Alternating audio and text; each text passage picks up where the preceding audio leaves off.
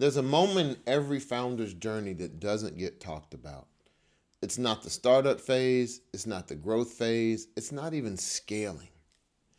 It's that moment when you realize if I keep holding this the same way I always have, it may not outlast me. The final milestone, the final summit, if you will, isn't stepping back. It's designing authority so that what you built doesn't have to restart with every generation. If you've built something meaningful, this conversation is for you. I'm Garrick Francis. This is the Inheritance to Income podcast, where we help families, founders, and leaders move from legacy by default to legacy by design. If you're building something for the next generation and you're not quite sure what comes next, you're in the right place. I'm your legacy advocate. Let's talk about it. So there are two fears that I see when succession time comes around. The first is continuity.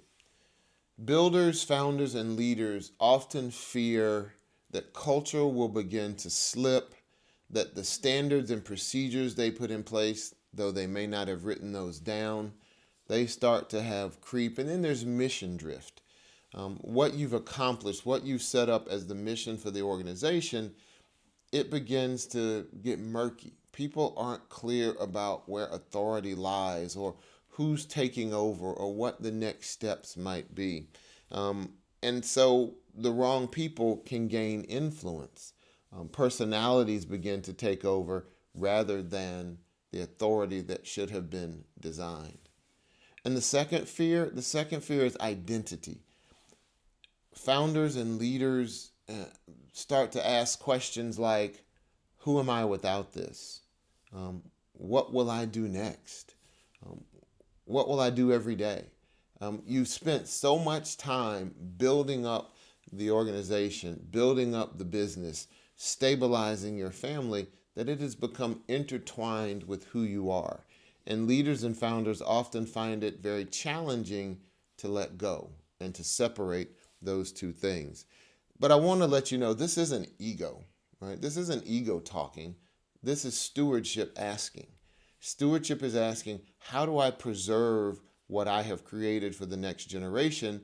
And even how do I prepare it so that the next generation can build upon it and take it to the next level? In the early days, you said everything had to run through me. Now everything running through you is actually the risk. And so then, we start thinking about what I call the builder's trap.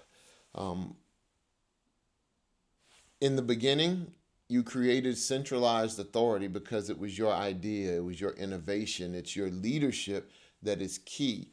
Because the people who need to follow you need to see a strong leader with decision clarity. You move fast, you overrode the resistance that might have come up, and you absorb the shock because it was your baby. It was your build. Or maybe you were brought in to right the ship, to be that strong captain that the ship needed that it had not had before. And so you created an organization and a structure that relied on you because you were its strength. But now that may actually be blocking growth for the organization. It may be blocking the people who you need to assume greater responsibility. And so now when decision velocity was most important, now decision maturity is important. Maybe even providing decision authority to other people becomes important. So those habits that created growth can now prevent transfer. And so we have to think about ways to create a structure that will allow you to hand off, to step back without losing that direction that you want to make sure and maintain. And so what we have to think about in any type of transition is authority really isn't what's announced. It's what people respect and what's deferred to. So where is that authority gravity? How do we create recognized structures of power and authority as opposed to the informal power. You want people to take responsibility, but at a time of succession, when you're starting to change the game, you want people to recognize that authority. You want people to start trusting new people. You want to defer to people who can make decisions. And so that authority is not just a title, but it's something that you've planned for. So some of the questions you might ask yourself is, well, who gets deferred to? Who gets called first? Uh, who has the meetings and whose opinion carries weight in what situations? And one of the tools that can be useful is using DARE analysis, right? So who are the deciders, the analyzers, the recommenders, the executors? So you have to assign those roles. You'll notice that, as we mentioned in a previous episode, the decider is a singular individual, but you can have multiple advisors, recommenders, and even executors who are assigned different types of tasks.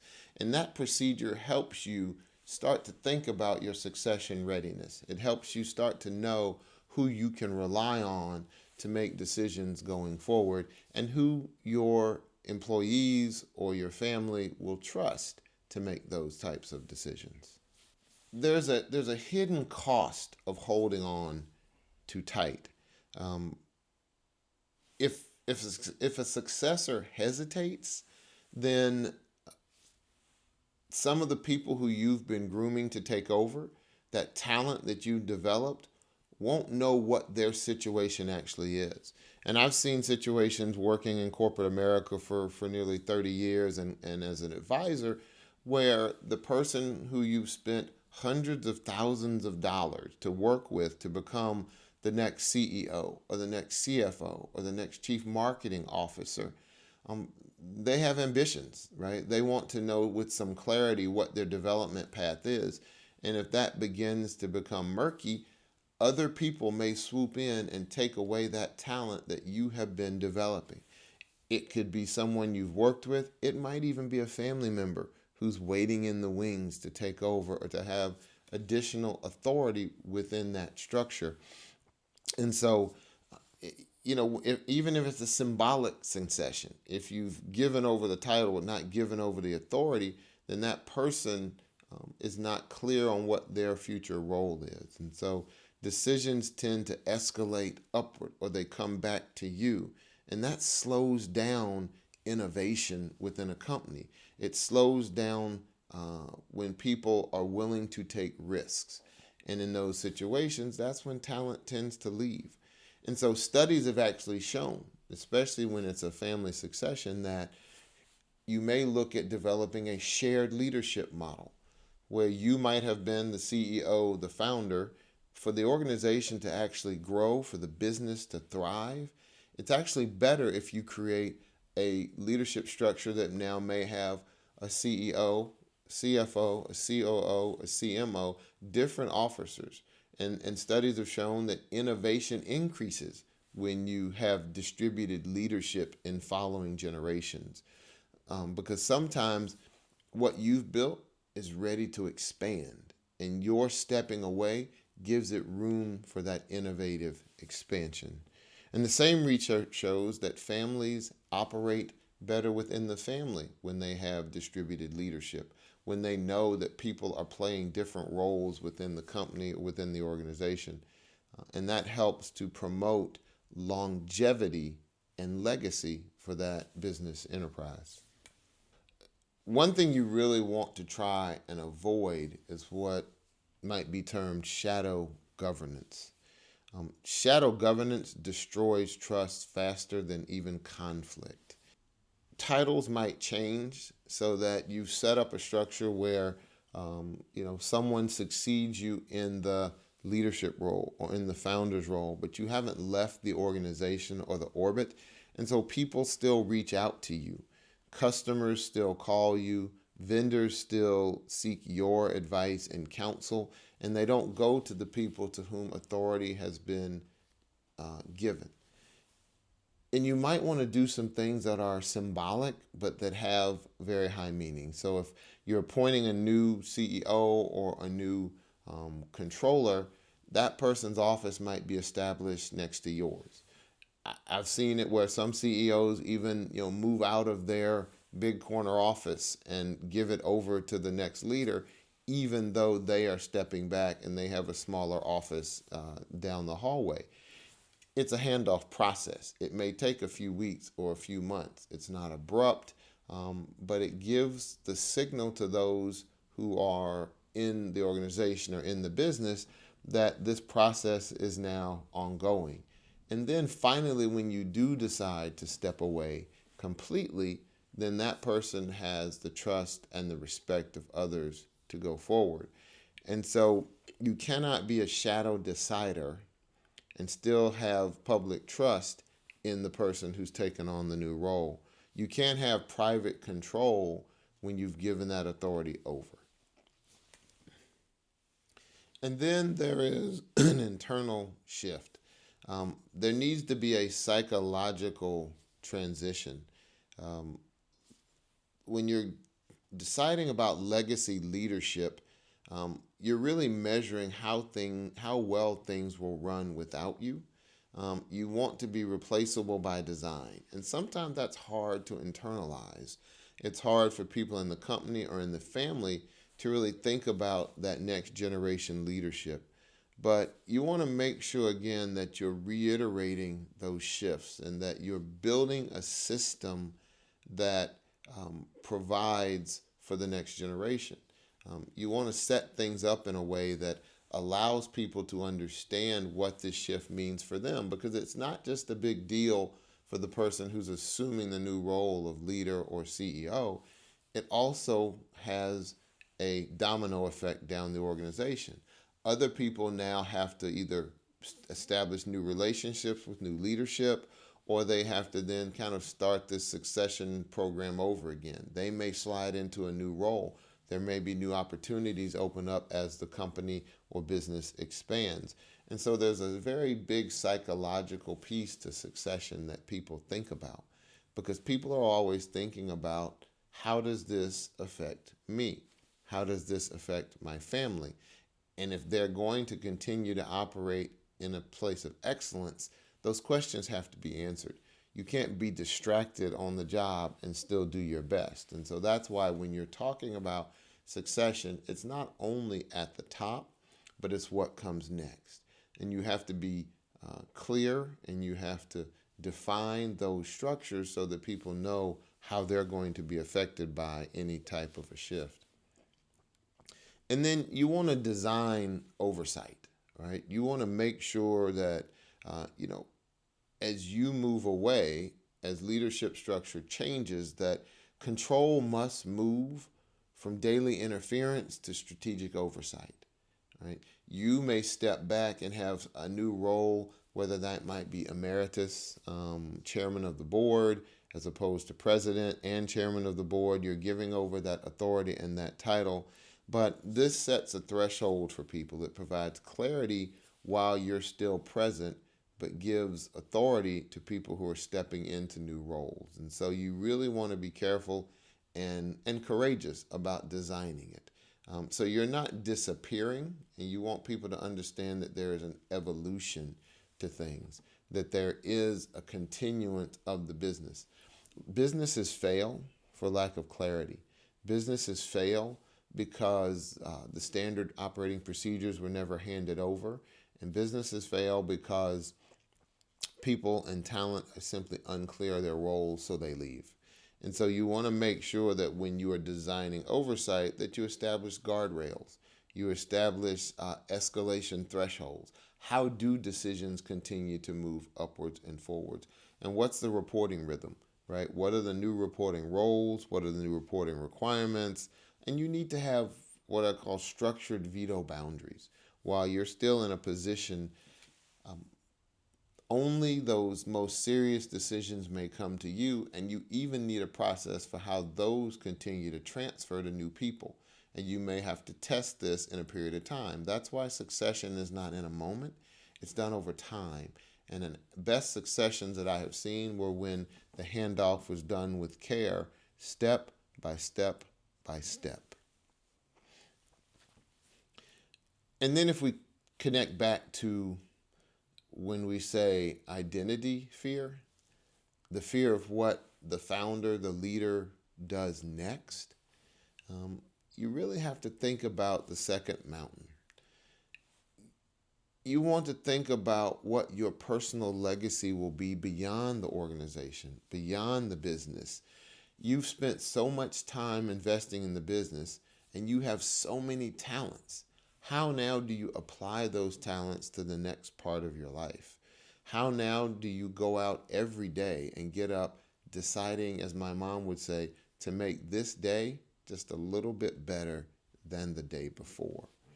You have so much still to offer, but it's all been invested in this one enterprise for so long, it's hard to get clarity around those things. So you're not stepping back, you're actually stepping forward. You're stepping to a new place of decision, you're stepping into a new place of growth, you're stepping to a new place of impact and influence. All of those talents that you use to build are now simply being redirected into a new purpose. And so, what role are you designing? Ask yourself, what impact do I want to leave? What additional part of my legacy do I want to design?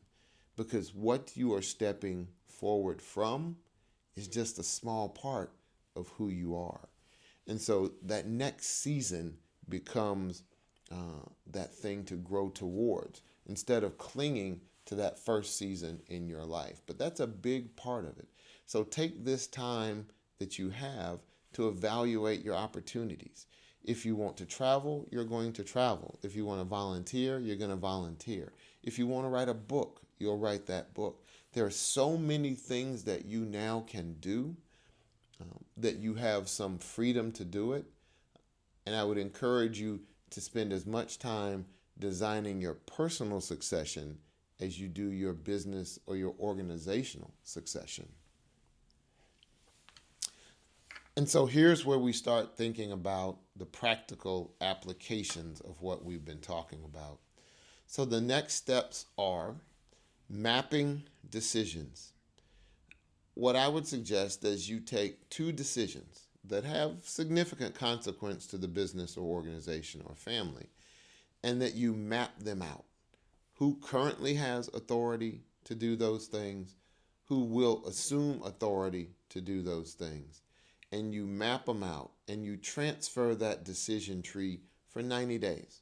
You give people the authority. You set it up as a test run that we are going to transfer sales decisions to this person for a certain amount of time. And you make sure that people in the company know this is a real opportunity, not just an exercise. And so you test that authority decision. You see where your gaps may be for an individual, what skills they may need to develop over time. And you do that for two decisions over the course of 90 days. During that time, you have meetings to talk about how things are going. You have opportunities for feedback, 360 feedback, from both the person who's now in the authority role and from those who are reporting to that person. And you reinforce it publicly. You have to make sure that you actually have truly transferred that authority to that person. When then it comes back at the end of 90 days, you evaluate it. You see where we are. You see where improvements can be made, and you move forward in that continued succession discussion. So that's just a light way of testing what you're planning while you still have time to do so. And so here's the challenge. The challenge with any succession is how to finish well. You don't want to turn something over that is limping to the finish line. And you don't want to limp to the finish line. You want to infuse the business and the organization with the strength that you've always carried it with. You don't want the system to restart. So that's why the authority has to be clarified and the processes have to be designed. You want to thank the individuals. Recognition is key. You want to thank the individuals involved in the authority. You want to make sure that you have completed what you started, and that you can move on to your next opportunity with grace and dignity. And so, if these things are really resonating with you, we've created a succession readiness audit that you can take for your organization or for your business or institution to see where you are. How ready are you for the succession that is about to become? And you can then take steps to make sure that you're ready, that you are capable, and that you have the capacity to do so. And put the things in place that will allow you to, as I say, finish strong and finish well. You didn't build this by accident. You built it with discipline and with design and with structure. This final milestone, this final summit, is not about control. It's about alignment. It's about clarity. It's about dignity. It's about design. If authority remains unclear, then alignment is impossible. If authority is clarified, alignment strengthens. And that's how we avoid generational drift. So stepping back isn't surrender. It's leadership if it's done intentionally. And so again, if you're ready to check where you are, our succession readiness audit may help. Click the link below. Thank you for the time you've granted me. God bless.